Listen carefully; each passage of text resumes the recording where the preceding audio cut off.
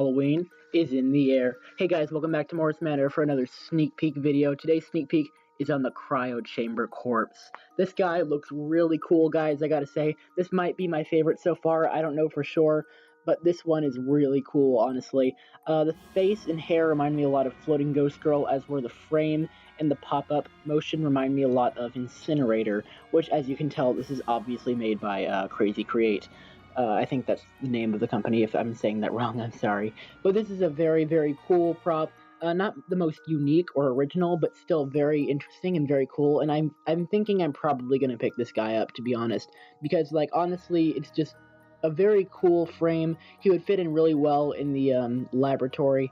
This has got to be one of my favorites so far. So without further ado, guys, here is the Cryo Chamber Corpse's official video.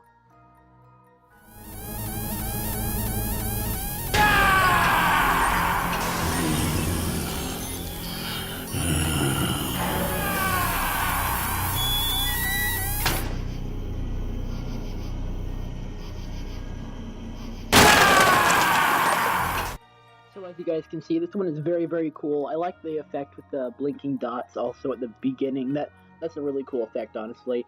And it's a really cool prop. It does look like you can hook up a fog machine to it. So I'm really, really excited about this one. I do believe it retails for about $180, which actually isn't that bad if you think about it. So I really like this prop, guys. Thank you guys so much for watching. Please rate, comment, subscribe. Make sure to stay tuned on Morris Manor, where Halloween is in the air, and where I do the sneak peek videos the day that Spirit releases them. Thanks for watching, guys. Bye.